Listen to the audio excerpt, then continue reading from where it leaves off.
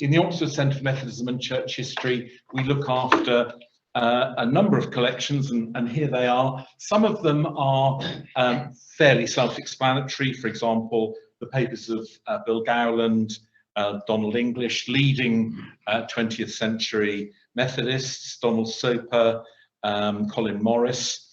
We also have fairly recent acquisition, the papers of the Anglican Methodist Union Talks, which subject of a volume which Martin Wellings and Jane Platt have edited, a very important collection of essays on the way in which the Anglican Methodist Union conversations were held. So as you can see, quite a wide range of biographical but also institutional collections. And our physical holdings, 24 collections and growing, as Tom says. Our items span from 1589, was our oldest item, which is a sort of post-Armada Fox's Book of Martyrs, quite clearly written or published in the wake of the Spanish Armada. Most of our archival art and other collections are of the 18th, 19th and 20th century, were principally the case. Now, in terms of digitization, over the COVID pandemic, when we were kind of locked down, we really spent a huge amount of our time, Tom and my colleagues spent a huge amount of our time doing digitization of our collections. So we've now got 20,000 digital images, and these are a kind of selection.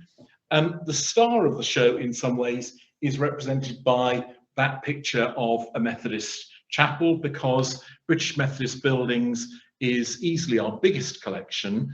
I think about 12,000 images now, Tom, of Methodist buildings across Britain, chapels, other meeting houses, manses, buildings of all sorts, taken really from the 1960s onwards. And rather to my astonishment, to date, about 500,000 people have viewed the photographs of British Methodist buildings across the world. At one point I thought, is this one person viewing our chapels 500,000 times? But it does turn out to be 500,000 different people looking at our photographs of British Methodist buildings. So as a gazetteer of the built environment of the Methodist Church, it is really quite remarkable. But some of these represent other collections, Methodist portrait prints. If you're interested in the kind of Methodist preachers that Martin was talking about, our Methodist portrait prints include a goodly number, certainly hundreds of Methodist preachers from the 18th, 19th and 20th centuries. And almost all of them are free to use, and I'll come to where you can find them in a bit. Moving on, as a group of staff, we have all sorts of research interests, but they're principally in areas such as portraiture and architecture, in which my colleague Peter Forsyth writes extensively. Politics and the church and church history is an area that I and Daniel Reed work on, and Tom is working on the history of education, and particularly the history of teacher education in the 19th and 20th centuries. So we undertake personal research as well. In terms of public engagement, the Centre contributes to a fairly wide range of events, academic events such as the Methodist Studies seminars, which happen twice a year. Those are open to everybody, but they're located either in Oxford, Cambridge, Manchester or Durham, and so they rotate round the country, and you can find details of those if you simply put in Methodist Studies seminars. We, together with Wesley Memorial Chapel and Lincoln College, Oxford, arranged the annual John Wesley lecture. Last year's lecture was by Tim Underhill on what seems like an incredibly narrow niche topic, which is the use of shorthand by Methodists in the 18th century. It was absolutely a stunningly interesting talk. And I think I'm right in saying, Tom, it's available on our YouTube channel, isn't it? And we have an ecclesiastical history colloquium each year here. Next year, and it will be on new work and new publications in ecclesiastical history. I'm hoping to possibly arm wrestle Martin into accepting an invitation to talk about his book, because it'll be out by then. We also contribute to education in a number of ways. We contribute to Oxford Brookes University's Science Bazaar. Some of us undertake teaching. I teach both in the history department at Brookes and in the theology faculty at the University of Oxford. So we're active in doing those sorts of things. A new development a couple of years ago was the introduction of publications. And we've got a few of these downstairs in the Glasgow room, which you'll see later. On the left, new works, collections of essays, one of which, Women Preachers and Methodists, was edited by our own John Lenton. The most recent publication, which doesn't sound like it's going to fly off the shelves, A History of Methodist Insurance in Britain, I have to say to you, is absolutely fascinating. I've read it, and it's, I wouldn't say it's unputdownable, but it's much more interesting than the title suggests. Issues to do with how the Methodist Insurance Company dealt with bombing in the Second World War, the decisions about which products Methodist Insurance would sell, not car insurance, not life insurance, only buildings and premises, and the consequences of those decisions, I think, are absolutely fascinating. We've also started to reprint items which are absolutely unique. So, for example, I don't know, some of you may know of the Journal of the House Seatkeeper of Archbishop Thomas Secker. In fact, it's not him as Archbishop, it was him as Bishop of Oxford. So really, it ought to be a companion volume to the Secker letters. So Secker as Bishop of Oxford has a housekeeper, and his housekeeper's diary describes what the bishop is doing. There is one known copy of this work, and it's held in the British Library, and it's lost.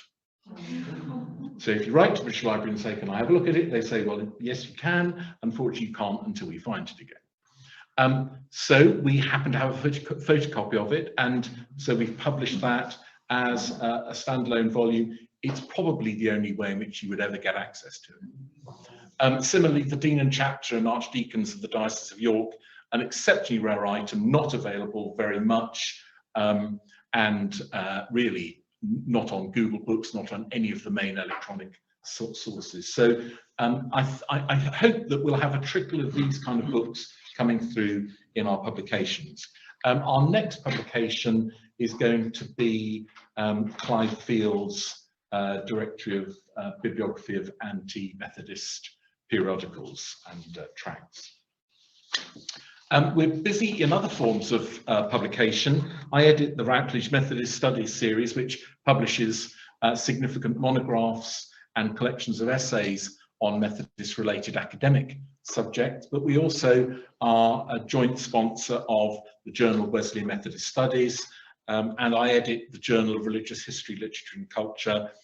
So we keep a hand in a number of publications which we produce, well, in the two latter cases, twice a year.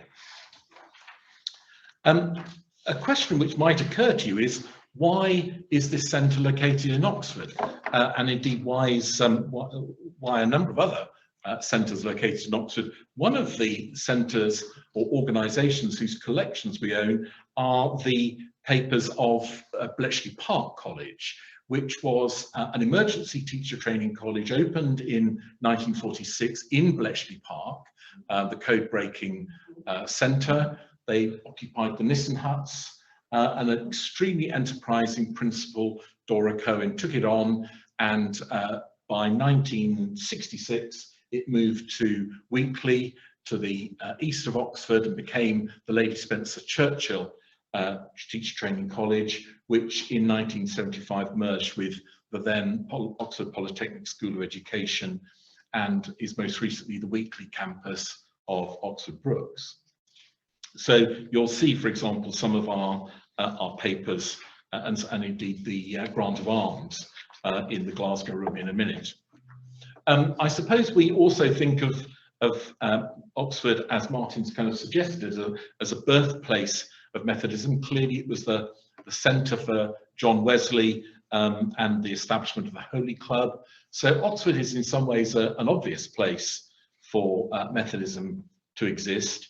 But in terms of this campus was originally the location of Westminster College, which moved from London in 1959. It was originally a London-based, as the name Westminster suggests. It was Westminster College as a teacher education institution in London, moved out after the Second World War here to Harcourt Hill, and merged with Oxford Brookes in 2000. And as Tom says in his comment, why Oxford? Well, it moved to Oxford partly because it was seen as the birthplace of Methodism, partly because, of course, there was already a Wesley house in Cambridge, and I think Cambridge probably wasn't going to be a very attractive prospect for the college to move to. And this is the subject of Tom's doctoral study.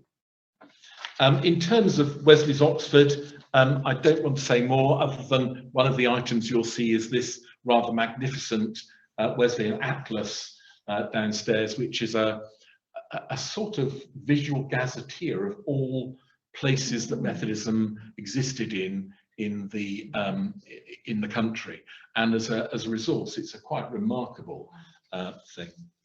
Now, what I've given you is very much a kind of whistle-stop tour. You can catch up with us further on these places, and I know Arabella is going to circulate around to everybody this information. So we tweet. I don't know, is Instagramming now a verb? Do we Instagram, Tom? I suppose we probably Instagram.